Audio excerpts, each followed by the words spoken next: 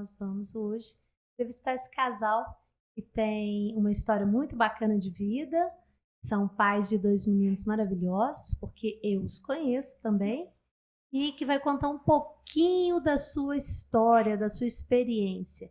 E aí nós estamos falando aqui de novo do tema TEA, transtorno do espectro autista. Eu vou conversar com a Shirley Gava, que na nossa cidade é uma das grandes trabalhadoras aí da causa do autismo, e com o seu esposo, o Igor, que é um parceirão que está aí nessa luta com ela. Então eu gostaria que vocês se apresentassem e falassem um pouquinho das suas profissões e depois a gente caminha para outras perguntas. Obrigada, Marli, pela oportunidade que está nos dando a falar de um tema tão em alta, né? Principalmente no mês de abril, que é o mês da conscientização do autismo. Eu sou Shirley Gava, sou mãe atípica de 2 meninos, um com 12 e um com 6 anos. Venho levantando essa bandeira desde quando eu tive o diagnóstico do meu primogênito. E eu fico muito feliz por ser reconhecida aqui em Barbacena, em outras cidades também, por levantar a bandeira da causa do autista. Isso me deixa muito feliz. Fala um pouquinho de você, Igor. Boa noite. Agradeço também pela oportunidade de estarmos aqui também falando de um tema tão atual, sensível, né? E meu nome é Igor, né? Sou funcionário público, atualmente eu atuo na segurança, sou policial penal aqui em Barbacena, né? O pai do Nicolas e do Fábio também, e junto com a Shirley, nos bastidores, né? Eu sempre venho dando apoio nas empreitadas delas, né? Principalmente com relação à associação, né? Que ela fundou alguns anos atrás, e atualmente nessa nova fase, né? Que é o do COD, da nova associação também, está chegando, né? Para ajudar, né, bastante as famílias aqui da cidade e da região. E o Igor é aquele sujeito que está ali nos bastidores, junto com a Shirley no dia a dia, no cuidado com as crianças, e também é parte desse processo da fundação da AMAB, né? A AMAB em Barbacena desempenha um papel aí de assistência social às mães e às crianças, e a Shirley fundou essa associação há quantos anos, Shirley? Fala pra gente rapidamente. Eu fundei a AMAB há cerca de 9 anos, mais ou menos. Eu fundei porque eu senti a necessidade de encontrar e conhecer outras mães que têm os seus filhos com diagnóstico em autismo, para saber como lidar com o diagnóstico. Porque quando eu recebi a notícia, eu não sabia a quem recorrer. Então, nada mais justo e nada mais certo do que procurar a própria mãe, que a mãe sabe de tudo. Então, quando eu tive essa ideia de fundar a associação, foi justamente por isso. Se eu não conseguia chegar até elas, por que elas não poderiam chegar até a mim? Então, eu fundei a associação. Eu fiquei na gestão por 8 anos. Hoje eu não me encontro mais lá. Mas eu tenho esse prazer de falar sobre essa minha história, porque essa história é minha. É uma coisa que eu vou carregar. O título de fundadora é uma coisa que ninguém me tira, e é um testemunho que eu faço questão de estar sempre falando sobre ele e estar sempre pronunciando justamente por isso. Porque imagina há 10 anos atrás, se hoje ainda é um tabu para muita gente falar sobre o autismo, imagina 10 anos atrás, quando eu descobri o diagnóstico do meu filho, quando eu recebi, na realidade, esse diagnóstico que para a gente assim, é tão cruel. Como que eu ia fazer?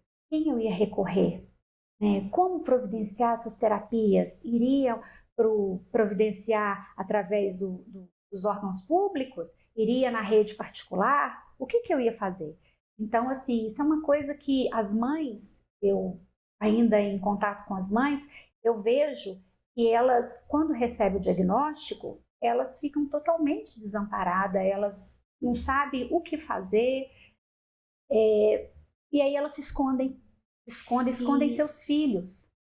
E a gente vem falando muito disso aqui, que esse esconder perpassa a alma humana por muitas questões. A forma como o indivíduo encara o diagnóstico do filho, né, Igor? A forma como você projeta o futuro que essa criança vai ter. A gente começa a sofrer algumas angústias, né? Como pai, você fica preocupado um tanto com o futuro dos filhos, não fica? Não, com certeza. Né? A tal da dependência, né? Até que ponto o Nicolas, né, que é mais velho, agora está com 11 anos, ele está entrando naquela fase já de pré-adolescência, é uma fase complicada onde as crianças já têm uma maldade maior com relação a bullying, né, a zoação na escola. Então, até que ponto a dependência dele, né, a gente vai estar lá, né, sempre auxiliando ele, apesar de eu ter esperança que ele vai ter uma vida adulta totalmente independente pelos anos de tratamento que ele vem, né, recebendo, terapia ocupacional, com psicólogo. Então, a gente, desde o início do diagnóstico em 2013, 2014, ele vem, né, fazendo terapias. Eu acho que a fase da aceitação nesse período que a gente descobriu o diagnóstico foi primordial para o desenvolvimento dele, porque quanto mais tempo você demora a aceitar o diagnóstico, mais atraso vai sofrendo a criança, ela vai se fechando naquele mundo dela, né, a ponto de, em algum momento, você não conseguir trazer ela mais para a realidade, né? Então, acho que a fase da aceitação ela é a mais importante, né? A aceitação dos pais, em primeiro lugar, e, lógico, o apoio também dos familiares, né? Avós, tios, esse tipo de aceitação também ele impacta muito na questão da rede, né, de apoio, né? Que a família também como um todo, não só os pais, mas toda a família tem que estar unida num único propósito, né? Que é o desenvolvimento da criança. Então, essa fase primordial da aceitação ela é a mais importante de todas. Então, quanto antes você aceitar o diagnóstico, quanto antes você já correr atrás de qual terapia que ele precisa, não fala, é fono, é TO, é psicóloga, né? Que são os principais, né? Eu falo que acho que é o trio, né? TO, fono e psicologia. É o trio de ouro, né, nessa fase do tratamento multidisciplinar, né? Então a gente tem que trabalhar para que aquela criança se torne um adolescente independente, um adulto, né, consiga levar uma vida normal, né, porque senão a gente fica com aquele medo, né? A gente, com pais, né, naturalmente, a gente já tem aquele medo, né, um medo eterno, né, do filho mesmo, o filho, assim, independente se tiver o diagnóstico ou não, né, típicos ou atípicos, o nosso medo ele é eterno, né, de pais. O atípico é um medo dobrado, né, de como a sociedade vai tratar ele, né, daqui para frente, né? Apesar de hoje a gente estar caminhando já para uma sociedade menos preconceituosa, né? E o número de diagnóstico ele vem aumentando. O autismo sempre existiu. O que está em cena agora é a questão do diagnóstico, que ele está sendo mais claro e mais precoce do que era antigamente. Uhum. Então, e muita gente também está romantizando o autismo. Não tem nada de romântico no autismo, né? Tem muitos adultos se autodiagnosticando porque fazem algum tipo de questionário na internet, vão no Instagram e começam, eu sou autista, como se aquilo fosse uma coisa romântica. E não tem nada de romântico no autismo, né? É uma luta diária, né? É um enfrentamento diário. É um enfrentamento diário. Então, a gente tem que focar no diagnóstico, aceitação e as políticas públicas hoje que são impactam muito, né? Principalmente para aquelas famílias de baixa renda que não têm condições. Graças a Deus, eu e a Shirley, a gente aceitou cedo o diagnóstico, né? Eu tinha um bom plano de saúde na época, né? Né? E a gente investiu claro que uma luta também constante com o plano de saúde, né? Isso é um outro tema que vai ficar para uma próxima entrevista, mas é uma luta constante com os planos de saúde na questão de tratamento, né? Que a gente sempre vem batendo, né? Judicializar as ações. Hoje é tudo judicial, né? Para poder dar um tratamento de excelência. Nenhum plano vai chegar, não, a gente vai arcar, a gente vai te ajudar, não. A gente não tem apoio nenhum de plano se não for via judicial, infelizmente. Né? E aí, Igor, eu vejo interessante na sua fala, eu quero pontuar algumas coisas, porque eu tenho ressaltado a importância do papel do pai na vida da criança, principalmente das crianças que são PCDs, sejam elas com síndrome de Down, com autismo ou com qualquer outra situação que ela esteja experienciando.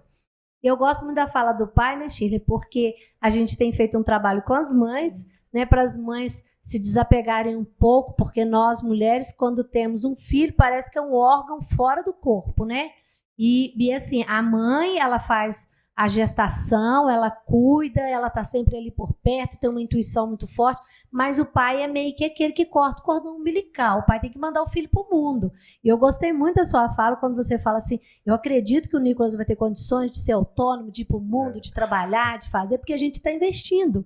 E isso é legal, tá vendo? Isso é bom, essa parceria, papai e mamãe juntos, porque vocês conseguem. E aí você tocou em alguns pontos importantes, e aí, Shirley, qual que é a importância mesmo desse diagnóstico, igual ele falou, das terapias integrativas, dessas terapias integrativas no sentido de se comunicar, interdisciplinaridade, que vão focar ali na necessidade específica daquele paciente?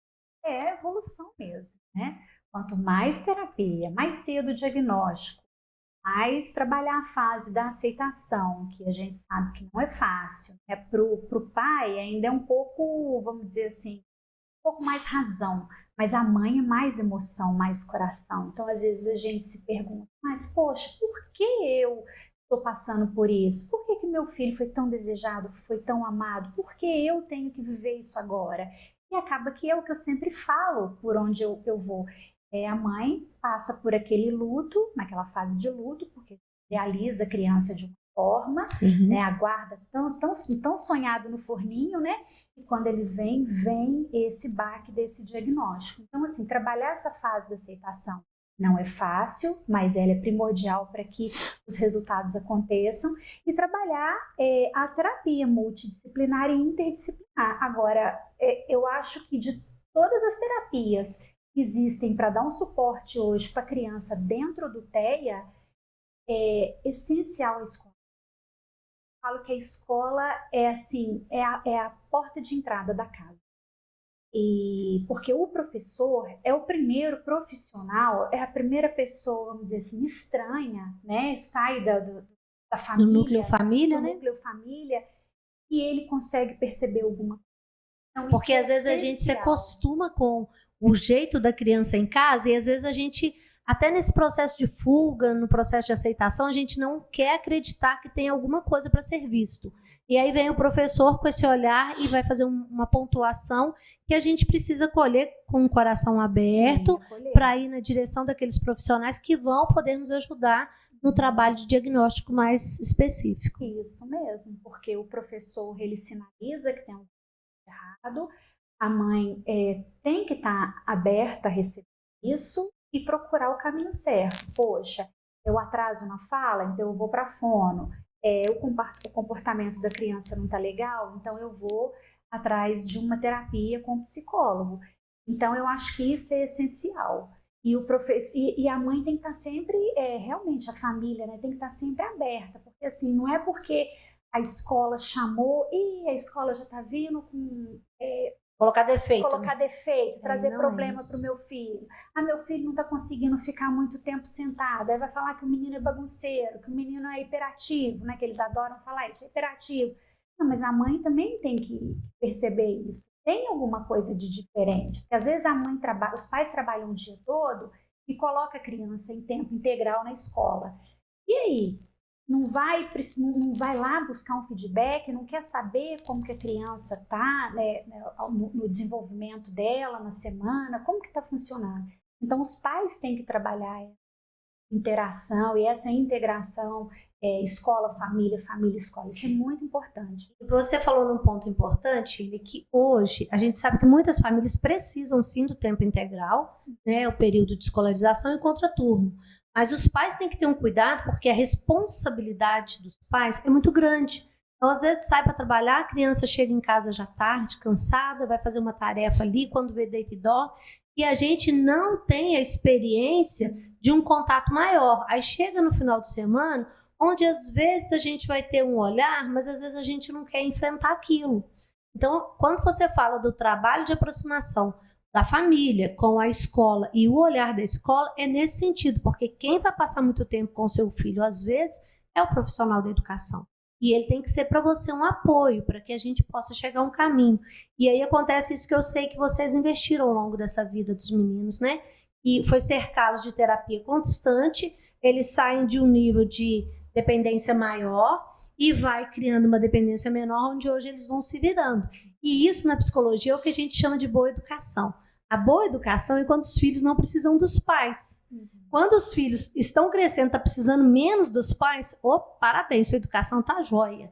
Então, assim, a gente tem que lembrar que o papel da paternidade, da maternidade, é dar autonomia para os nossos filhos. Mas, como o Igor falou, quando a gente tem uma criança que necessita de um apoio especial, a gente sofre aquelas angústias maiores da alma, mas a gente não pode deixar de acreditar na capacidade, possibilidade dele vir a se formar, seguir numa carreira. A gente acabou de entrevistar uma profissional aqui que nos emocionou muito, que chega, né, a uma fase de formação universitária, que está no mercado de trabalho.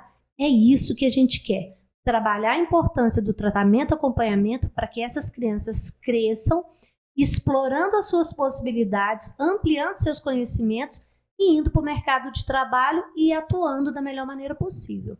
Shirley, qual que é a mensagem que você deixa para os pais que hoje ainda estão caminhando esses primeiros passos do diagnóstico, esses enfrentamentos? Qual que é a mensagem que você, enquanto mãe, deixa e depois, enquanto Igor, deixa para essas famílias? Então, com a experiência, a visão que eu tenho hoje, né, já se passando 10 anos praticamente vivendo junto com ele dentro desse transtorno do espectro, eu deixo para que eles não desanimem. Eu sei que não é fácil lidar com essa situação, mas às vezes quando você recebe o diagnóstico e fala assim, eu não dou conta, eu não sei o que fazer com ele, então é muito fácil você se esconder, ficar, não falar mais nada. Se alguém perguntar, mas a criança não interage, ele é assim mesmo, é porque ele fica muito dentro de casa. Não precisa de falar escancarado, às vezes a mãe tem aquela dificuldade de expor, né? De expor ou então de aceitar. Não precisa falar assim, não, ele é autista, ou ele tem algum transtorno, ou ele tem alguma síndrome, não precisa disso. E você, Igor, enquanto paizão aí, o que você deixa para os pais que estão passando por essa experiência de cuidarem de uma criança com autismo? Eu acho que a palavra central é perseverança. E depois, o ponto central, fé. Independente da sua religião, acho que acreditar, né? Se agarrar na sua fé, né? Independente seja qual ela for, e acreditar que vai evoluir, lógico, né? Correr atrás dos seus direitos, né? Se tiver que brigar, vai para a justiça, briga com o plano de saúde, ser mais parceiro também dos profissionais, na escola também, não só pegar a criança na saída, vai lá, conversa com o professor, espera todo mundo sair. Às vezes o professor também tem, dependendo, até escola pública, tem essa dificuldade, às vezes não quer passar o problema dos pais, né? Particular também tem isso, então você tem que ir atrás, correr atrás, não só ir lá, entrega a criança e pega, não. Procura saber, né? Nos profissionais também, dia, não é né? só deixar a criança na fono, na psicóloga, na TO, seja qual for o profissional, vai lá, se inteira do tratamento, porque o tratamento de consultório, ele é só uma pequena parte, né? A casa é a extensão do consultório, então a terapia ela não acaba ali no consultório, ela continua dentro de casa. Então todo o suporte, eu acho que o maior tratamento são os pais, né? Se você ficar só delegando a terapia, a escola e aos profissionais, você só vai avançar 50% do que a criança necessita. Eu acho que o suporte familiar ele é tão importante quanto as terapias em si. E a participação dos pais, né? Eu vejo muito na época que a gente descobriu o diagnóstico das crianças, indo nos consultórios, praticamente eu era minoria dentre os pais, né? Porque o pai tem aquela figura, né? O pai é o provedor. Então o pai não se intera muito de assuntos domésticos ou de assuntos escolares. Em reunião de pais você só vê mães, né? É mais reunião de mães. Você vê poucos pais, né? Hoje está mudando essa figura, mas antigamente, até 2014, 15, era só eu nos consultórios, né? Assim, rara exceção, mas eu porque eu sou funcionário público hoje, eu tenho a redução de carga horária, então eu fico a semana inteira por conta das terapias. Então, para cuidar dos meninos, né? o pai, eu acho que a mãe é emoção, mas o pai é razão. Então, a participação do pai na terapia, ela é tão importante quanto a mãe. Então, o pai tem que ser parceiro também. Não é só prover. O pai trabalha o dia inteiro, é aquela figura que fica fora de casa, provém, e a mãe que cuida de tudo. Não, se o pai também não estiver junto, participando, aí também não adianta. Tem que ter fragmentos perdidos. Hoje eu dou auxílio para o pessoal do meu trabalho, né, da Polícia Penal. Eu criei um grupo, né, de pais atípicos, e praticamente eu fui o pioneiro na redução de carga horária. Eu fui procurar quais são os meus direitos dentro do Estado. Aí eu descobri da redução de carga horária. Isso foi em 2017, 2018, logo um ano depois que eu tomei posse no sistema. Aí eu entrei, né, juntei toda a papelada sozinho, não pedi auxílio de ninguém, corri atrás e consegui a minha redução de carga horária. De lá para cá, hoje, atualmente, aqui em Barbacena, onde eu atuo, já mais 5 ou 6 pais conseguiram a redução, né, depois que eu consegui, e eu auxiliei todos eles na papelada. É porque ninguém sabia desse direito, né? Depois que eu consegui, alguns, né, ficaram reticentes ainda em pedir, em correr atrás, porque, né, ficou com medo. Eu vou pedir redução, mas eu vou ter algum problema futuramente. Não tem nada disso, é um direito que o Estado fornece, que você tem que usufruir desse direito. Então, eu auxiliei praticamente todo o pessoal que trabalha comigo hoje no presídio de Barbacena aqui, e eu que dei auxílio, né? E dou auxílio, né? Na questão também de plano de saúde, muitos me procuram, eu tô com esse caso no com plano, essas dificuldades, eu auxilio, eu ajudo. Então, assim, eu tô ali para ajudar, entendeu? Então, o pessoal que está no grupo, que sabe, que me conhece, eu não nego, eu auxilio mesmo na questão de redução, plano de saúde, benefício de isenção de veículo, tudo isso eu corri atrás na época, sozinho. Questão E de olha como que são políticas públicas que já estão disponíveis, mas que se você pouca não gente, souber fazer o caminho, você acaba deixando ou não passar. conhece, né? Questão de passagem aérea, questão rodoviária. Então, assim, são N benefícios que os pais têm direito, né? Mas dá trabalho correr atrás. Então, tem muita gente que sabe que tem, mas não corre atrás. Porque é trabalhoso, né? Você vai procurar uma pessoa para fazer isso por você, um advogado, vai te cobrar caro, aí você desanima. Então, muita coisa, se você não correr atrás, realmente, você vai gastar um dinheiro para fazer os processos todos que necessitam, né? E aí essa gancho aí que você falou, quando eu saí da NAB, eu fui procurada por algumas para poder estar me ajudando. Poxa, você nos abandonou. Eu falei, não, já eu vou continuar a vida, que é uma causa que eu vou pegar para sempre. E aí nós criamos um grupo de atividade, de ação e apoio às deficiências. Claro, dando autismo, que é aquilo que eu vivo, né? E aí, nesse grupo, a gente traz essas informações, traz tudo. Nós estamos fazendo roda de conversa, hoje roda fantástica de conversa, maravilhosa. Então, eu quero aproveitar essa oportunidade e deixar aqui, tá? Então, 32 9 8886 3, as pessoas que estão nos assistindo participar conosco da nossa comunidade. E isso vai estar também lá no nosso textinho abaixo do vídeo. E eu quero encerrar, gente, lembrando uma coisa muito importante que nós falamos no outro grupo, sabe, Igor? Que tem a ver com isso tudo que você falou. A criança que tem necessidades especiais, ela tem direito a ter um PDI. E o PDI nada mais é do que todas as informações do campo das necessidades que ela precisa ter para o seu próprio desenvolvimento. Enquanto psicóloga, quando eu atendo, eu costumo dizer para os pais que é muito importante fazer o diário de bordo. Nas escolas, quando eu trabalho com as professoras, eu falo isso, faço o diário de bordo da criança. O que é isso, diário de bordo? É você manter as anotações diárias do funcionamento dessa criança. Porque quando você vai na terapeuta, a terapeuta já sabe disso. Quando você vai na escola, a escola já sabe do que está acontecendo. Quando o pai bate lá na porta da professora e fala assim, professor, como é que foi o dia do meu filho hoje? É o nosso diário de bordo. Porque eu não deixo as coisas distantes nem acumularem. E eu começo a entender aonde é que aquilo que eu estou fazendo interferência está dando certo, o que eu posso aprimorar e o que eu posso, às vezes, já começar a fazer um trabalho de diminuição. Então, isso é muito importante, essa aproximação. E apesar da gente já ter todas essas políticas públicas, que muitas pessoas, às vezes, não têm acesso, nós ainda precisamos de mais. Nós precisamos do investimento das pessoas para compreenderem as campanhas que esclareçam sobre o autismo e tantas outras necessidades especiais, para que a gente rompa com os preconceitos, com aquelas pessoas que fazem julgamento de valor e que depreciam o trabalho de quem está nessa luta. E eu quero muito agradecer a presença de vocês nessa noite. Estive aqui com a Shirley, Gava, com o Igor, seu esposo, para que a gente possa trilhar esse caminho juntos e juntos fazermos a diferença. E o Igor comentou aqui que a gente já está se unindo, né?